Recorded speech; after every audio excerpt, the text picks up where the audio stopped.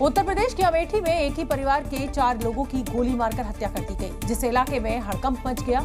हत्यारों ने मासूम बच्चियों को भी नहीं बख्शा, जिसके बाद वहां का नजारा देख लोगों के रोंगटे खड़े हो गए। अमेठी के अरवा भवानी चौराहे के पास शिक्षक सुनील कुमार अपनी पत्नी पूनम और 2 बच्चों के साथ किराए के मकान में रहते थे। बताया गया कि कुछ बदमाश उनके घर में दाखिल हुए और चारों की गोली मारकर हत्या कर दी और मौके से फरार हो गए। इस घटना की जानकारी मिलते ही वहां लोगों की भीड़ इकट्ठा हो गई। पुलिस प्रशासन के आला अधिकारी भी मौके पर पहुंच गए। जो स्थितियां जो साक्ष्य मिले हैं वो बहुत महत्वपूर्ण साक्ष्य मिले हैं। हमारी 4 टीम्स इसमें लगी हुई है। जिस महत्वपूर्ण साक्ष्य को हम लोगों ने अब तक संकलित किया है उसको बहुत जल्दी घटना का अनावरण किया जाएगा। इस घटना के बाद परिवार वालों का रो रो कर बुरा हाल हो गया। मतलब हमारे बहुरिया का बेटी को सबको मार दिया गया है।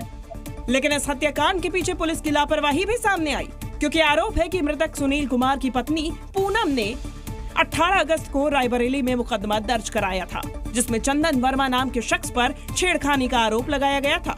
साथ ही चंदन वर्मा पर मारपीट का भी आरोप था। पूनम की शिकायत पर पुलिस ने गंभीर धाराओं के तहत केस दर्ज किया था, लेकिन आरोप है कि पुलिस ने इस मामले में कोई कार्रवाई नहीं की। और हम आपको बता दें कि इस पूरे मामले में जो आरोपी है उसकी गिरफ्तारी हो चुकी है। इसी बीच एक ही परिवार के 4 लोगों की हत्या के बाद राज्य की कानून व्यवस्था पर भी सवाल खड़े हुए। विपक्ष ने इसे मुद्दा बनाते हुए राज्य सरकार को घेरा, जबकि राज्य सरकार ने आरोपियों पर सख्त कार्रवाई का भरोसा दिलाया। समाजवादी पार्टी ने सोशल मीडिया पर एक पोस्ट शेयर करते हुए लिखा कि यूपी में घर के अंदर भी परिवार सुरक्षित नहीं, जंगल राज चरम पर। अमेठी में बदमाशों द्वारा शिक्षक दंपति और उनके बच्चों की घर में घुसकर हत्या अत्यंत शर्मनाक। बीजेपी सरकार में कानून व्यवस्था पूरी तरह ध्वस्त, अपराधियों के हौसले बुलंद। वहीं बीएसपी प्रमुख मायावती का भी इस हत्याकांड को लेकर गुस्सा फूट पड़ा। उन्होंने सोशल मीडिया पर लिखा कि 4 लोगों की एक साथ की गई निर्मम हत्या अति दुखद और चिंताजनक है। सरकार दोषियों और वहां के पुलिसकर्मियों के खिलाफ भी सख्त कदम उठाए। कांग्रेस ने भी इसे सियासी मुद्दा बना दिया। राहुल गांधी ने मृतक शिक्षक सुनील कुमार के पिता राम गोपाल से फोन पर बात की और दोषियों को सजा दिलाने का भरोसा दिलाया। वहीं राज्य सरकार ने इस घटना के दोषियों के खिलाफ सख्त कार्रवाई की बात कही है। सरकार की संवेदना उनके परिवार के साथ में है और सरकार पूरी तरह से परिवार के साथ खड़ी है, लेकिन विपक्ष जिस प्रकार जो है इसको उठा रहा है, ये विपक्ष को भी सोचना चाहिए।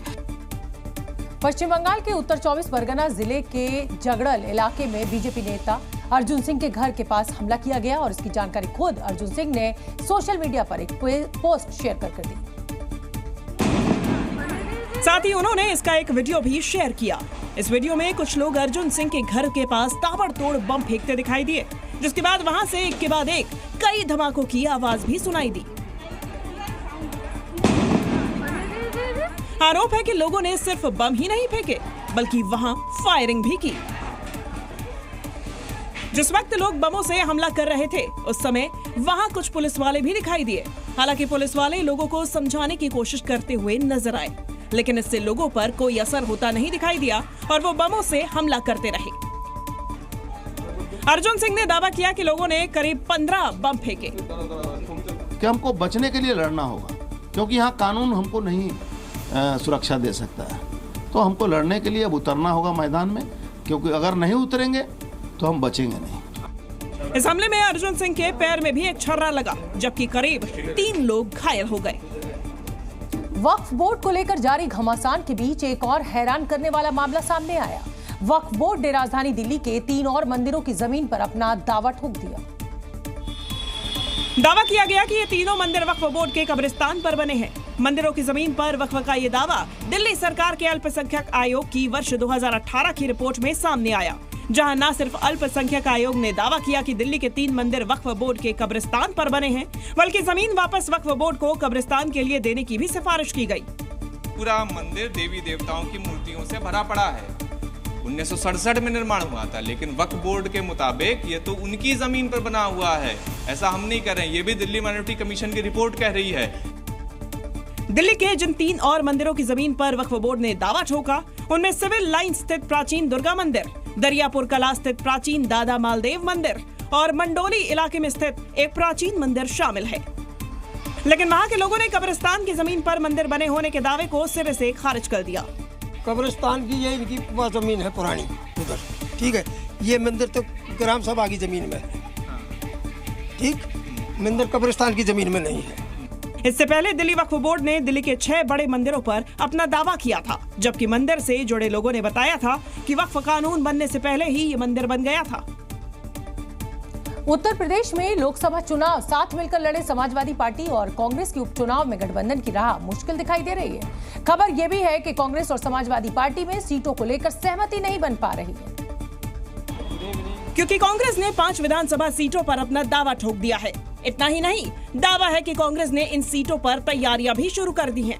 उत्तर प्रदेश की 5 सीटें जो उपचुनाव में है, मझवा, फूलपुर, खैर, गाजियाबाद और मीरापुर, इन पर हम चाहते हैं कि कांग्रेस को टिकट मिले, कांग्रेस चुनाव लड़े। जबकि सूत्रों के मुताबिक समाजवादी पार्टी 10 विधानसभा सीटों में से सिर्फ 2 सीट ही कांग्रेस को देने के मूड में है, लेकिन कांग्रेस 2 सीट लेने के लिए तैयार नहीं है।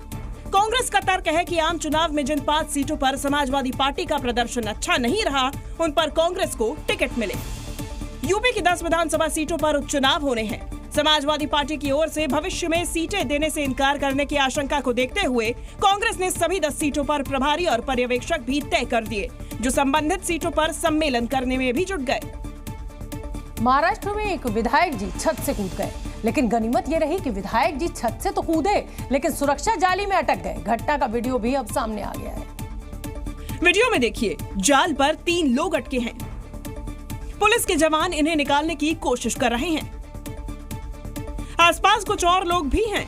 जाल पर फंसे लोग धीरे धीरे ऊपर चढ़ने की कोशिश कर रहे हैं। जानकारी के मुताबिक ये अजीत पवार गुट के विधायक हैं। इसमें विधानसभा उपाध्यक्ष नरहरी झिरवल भी हैं।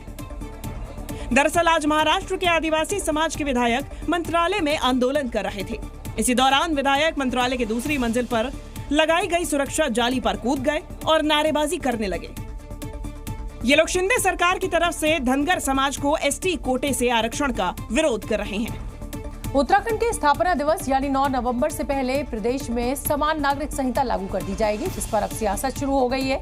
इस बीच मदरसा बोर्ड के अध्यक्ष ने यूसीसी का समर्थन किया। मदरसा बोर्ड के अध्यक्ष मुफ्ती शमून कासमी ने समान नागरिक संहिता को जरूरी बताया और कहा कि ये किसी भी धर्म के खिलाफ नहीं, बल्कि सभी धर्मों के हित में है।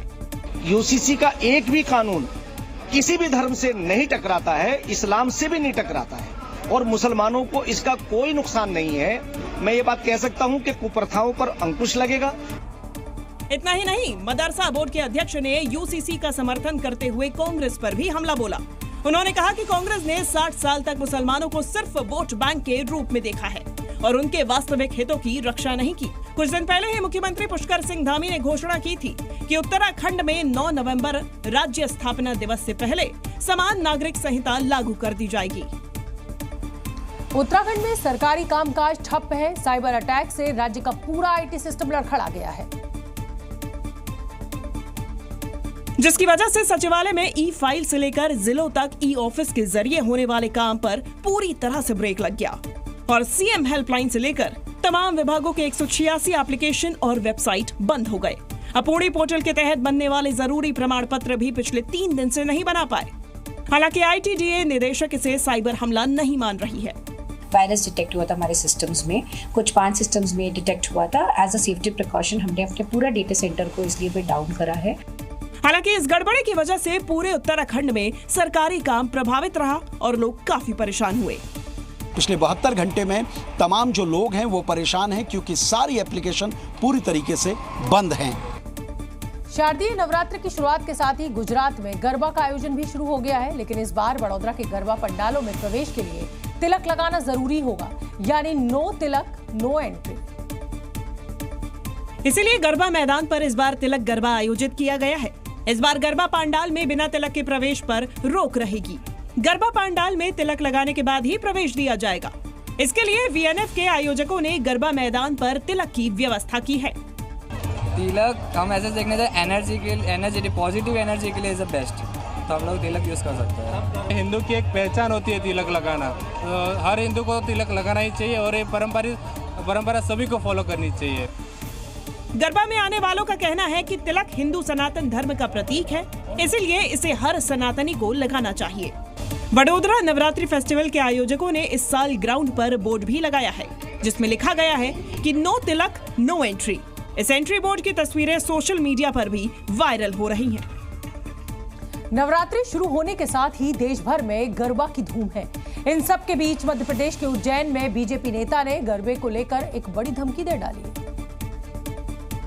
उज्जैन के कालिदास अकादमी कैंपस में डांडिया 2024 का शुभारंभ हुआ, जिसमें बड़ी संख्या में लोग शामिल हुए। भीड़ में कोई खलल न पड़े, इसे लेकर आयोजक लगातार माइक से ऐलान करते रहे। इस बीच उज्जैन के बीजेपी नगर उपाध्यक्ष मुकेश यादव ने भरे मंच से धमकी दे डाली। आधार कार्ड आवश्यक रूप से रखें साथ में, क्योंकि कहीं भी हमारे कार्यकर्ता अगर चेक कर लेंगे और अवैध निकल गया कुछ तो फिर गड़बड़ हो जाएगी, इसलिए ध्यान रखना है। कुछ दिन पहले ही जबलपुर में भी हिंदू सेवा परिषद ने महिलाओं के पहनावे को लेकर फरमान जारी किया था और गरबा में जीन्स न पहन कर आने की अपील की थी। पार्टी के नेता या उनकी सरकार क्या बताना चाहती है, मैं समझता हूँ कि इसकी जितनी भी निंदा की जाए ये कम है। मध्य प्रदेश के रतलाम में शहर काजी ने मुस्लिम समाज को नवरात्र मेले और गरबा में न जाने के लिए एक फरमान भी जारी कर दिया है, जिस पर अब सियासत शुरू है। शहर काजी अहमद अली ने मुस्लिम समाज के नाम एक खत जारी कर मुस्लिम युवकों और महिलाओं को गरबा पंडालों और नवरात्रि मेले में नहीं जाने की अपील की। साथ ही उन्होंने वक्त और हालात को देखते हुए मुस्लिम समुदाय के लोगों से अपने घरों में ही रहने की बात कही। मुसलमानों से यही अपील है कि भाई आज के दिन या गरबे के दिन जो भी है गरबे में ना जाएं तो बेहतर है, अपने घर पे ही रहें, अपने घर में भी जो कुछ करना है नमाजें पढ़ें वो। लेकिन शहर काजी के इस फरमान पर विवाद खड़ा हो गया। हिंदू समुदाय के लोगों ने भी इस पर आपत्ति जताई। 10% जो मुस्लिम लोग हैं जो उनकी बात न मानकर, इस्लाम की बात को न मानकर, उनके फतवे की बात को न मानकर भी मतलब गरबा देखने जाते हैं, तो उनके लिए क्या काजी साहब आप फतवा जारी करेंगे क्या? इससे पहले भी रतलाम नगर निगम के नवरात्रि मेले की दुकान के बाहर दुकानदार का नाम लिखने के फैसले पर भी सवाल उठे थे। मध्य प्रदेश के रीवा में अतिक्रमण के खिलाफ बीजेपी विधायक सिद्धार्थ तिवारी ने ही जंग छेड़ दी। सिद्धार्थ तिवारी ने दावा किया है कि रीवा के अमहिया में मजार के नाम पर सड़क पर भी कब्जा कर लिया गया है, जिससे वहां अक्सर जाम जैसे हालात बन जाते हैं। मजार की वजह से वहां से आने जाने वाले लोगों को काफी मुश्किलों का सामना करना पड़ता है। उन्होंने सोशल मीडिया पर एक पोस्ट शेयर करते हुए आरोप लगाया कि पहले यहाँ सिर्फ एक छोटी सी मजार थी, लेकिन धीरे धीरे कब्जा बढ़ता गया और अब ये पूरी तरह से सड़क पर आ चुका है, जिसकी वजह से आए दिन यहाँ जाम की स्थिति बनी रहती है। मैंने ये नोटिस किया है कि उस मजार को एक बहुत बड़े मस्जिद का स्ट्रक्चर दे दिया गया है। यही नहीं, बाउंड्री वॉल को